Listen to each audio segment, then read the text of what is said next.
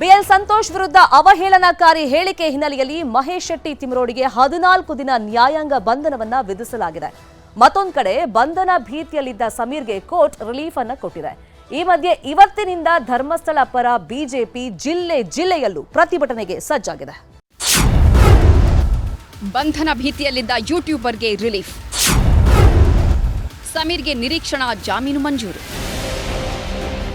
ಬಂಧನ ಭೀತಿಯಲ್ಲಿದ್ದ YouTuber ಸಮೀರ್ಗೆ relief ಸಿಕ್ಕಿದೆ. ಮಂಗಳೂರು ಜಿಲ್ಲಾ ಕೋರ್ಟ್ ನಿರೀಕ್ಷಣಾ ಜಾಮೀನು ಮಂಜೂರು ಮಾಡಿದೆ. ಇದರಿಂದಾಗಿ ಸಮೀರ್ ಪೊಲೀಸರ ಬಂಧನದಿಂದ ಬಚಾವಾಗಿದ್ದಾನೆ.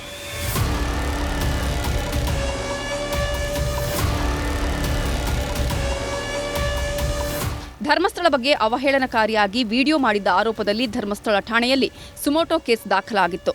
ಸಮೀರ್ ಬಂಧನಕ್ಕೆ ಧರ್ಮಸ್ಥಳ ಪೊಲೀಸರು ಬೆಂಗಳೂರಿಗೆ ಹುಡುಕಿಕೊಂಡು ಬಂದಿದ್ರು. ಬನ್ನೇರುಘಟ್ಟದ ಬಾಡಿಗೆ ಮನೆಗೆ ತೆರಳಿ ಸಮೀರ್ಗಾಗಿ ಹುಡುಕಾಟ ನಡೆಸುತ್ತಿದ್ರು.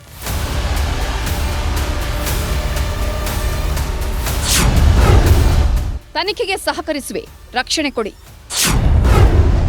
ಬೆಳ್ತಂಗಡಿ ಪೊಲೀಸರಿಗೆ ಸಮೀರ್ ಪತ್ರ. ತನ್ನ ವಿರುದ್ಧದ ಎಫ್ಐಆರ್ ಸಂಬಂಧ ಬೆಳ್ತಂಗಡಿ ಸರ್ಕಲ್ ಇನ್ಸ್ಪೆಕ್ಟರ್ಗೆ ಯೂಟ್ಯೂಬರ್ ಸಮೀರ್ ಪತ್ರ ಬರೆದಿದ್ದಾನೆ. ನಾನು ಧರ್ಮಸ್ಥಳ ಠಾಣೆಗೆ ಬರಲು ಸಿದ್ಧವಾಗಿದ್ದೆ.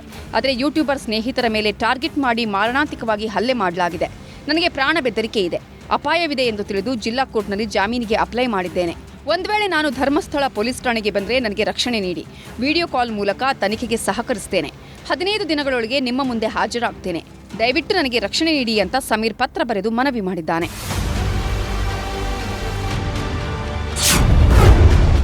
ಬಿಎಲ್ಎಸ್ ವಿರುದ್ಧ ಗುಡುಗು, ತಿಮರೋಡಿ ಅರೆಸ್ಟ್. ತಿಮರೋಡಿಗೆ 14 ದಿನ ಹಿರಿಯಡ್ಕ ಜೈಲು ಫಿಕ್ಸ್. ಬಿಜೆಪಿ ರಾಷ್ಟ್ರೀಯ ಸಂಘಟನಾ ಕಾರ್ಯದರ್ಶಿ ಬಿಎಲ್ ಸಂತೋಷ್ ವಿರುದ್ಧ ಅವಹೇಳನಕಾರಿ ಹೇಳಿಕೆ ಆರೋಪದಡಿಯಲ್ಲಿ ಮಹೇಶ್ ಶೆಟ್ಟಿ ತಿಮರೋಡಿಯನ್ನ ಬ್ರಹ್ಮಾವರ ಪೊಲೀಸರು ಅರೆಸ್ಟ್ ಮಾಡಿದ್ರು. ವಿಚಾರಣೆ ನಡೆಸಿದ ಪೊಲೀಸರು ಮೆಡಿಕಲ್ ಟೆಸ್ಟ್ ಮಾಡಿಸಿದ್ರು. ಬಳಿಕ ಬ್ರಹ್ಮಾವರ ತಾಲೂಕು ನ್ಯಾಯಾಲಯಕ್ಕೆ ಹಾಜರುಪಡಿಸಿದ್ರು.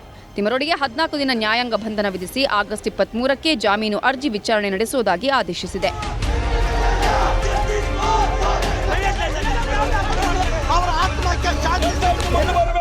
ತಿಮರೋಡಿ ಬಂಧನದ ವೇಳೆ ಪೊಲೀಸರ ಕರ್ತವ್ಯಕ್ಕೆ ಅಡ್ಡಿಪಡಿಸಿದ ಆರೋಪದ ಮೇಲೆ 3 ಬಂಧಿಸಲಾಗಿದೆ. ಅಡಿಷನಲ್ ಎಸ್ಪಿ ಕಾರಿಗೆ ಹಿಂದಿನಿಂದ ಗುದ್ದಿದ ಸೃಜನ್, ಹಿತೇಶ್, ಸಹನ್ ಎಂಬಾತನನ್ನ ಬಂಧಿಸಲಾಗಿದೆ.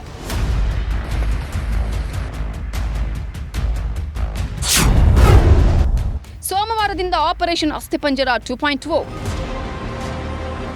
ತನಿಖೆಯನ್ನ ಮತ್ತಷ್ಟು ಚುರುಕುಗೊಳಿಸಿರುವ ಎಸ್ಐಟಿ ಅಧಿಕಾರಿಗಳು ಸೋಮವಾರದಿಂದ ಮತ್ತೆ ಉತ್ಖನನ ಮುಂದುವರಿಸೋಕೆ ಸಿದ್ಧತೆಯನ್ನ ಮಾಡಿಕೊಂಡಿದ್ದಾರೆ ಎನ್ನಲಾಗಿದೆ. ಮೊದಲ ಹಂತದಲ್ಲಿ ಸಿಕ್ಕ ಸಾಕ್ಷಿಗಳನ್ನು ಎಫ್ಎಸ್ಎಲ್ಗೆ ಕಳುಹಿಸಲಾಗಿದ್ದು, ಪ್ರಾಥಮಿಕ ವರದಿ ಕೈ ಸೇರ್ತಿದ್ದಂತೆ ತಮ್ಮ ಉತ್ಖನನ ಕಾರ್ಯಾಚರಣೆ ಮುಂದುವರಿಸಲಿದ್ದಾರೆ. ಮತ್ತೆ 3 ಸ್ಥಳಗಳನ್ನು ಗುರುತಿಸುವುದಾಗಿ ಅನಾಮಿಕಾ ಹೇಳಿದ್ದು, ಸ್ಪಾಟ್ ಮಹಜರು ಮಾಡಲಿದ್ದಾರಂತೆ.